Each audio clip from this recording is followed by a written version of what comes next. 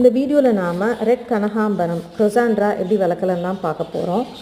கனகாம்பரம்னாலே அது வருஷம் ஃபுல்லாக பூ கொடுக்கும். சம்மர் வின்டர்லாம் கணக்கே கிடையாது.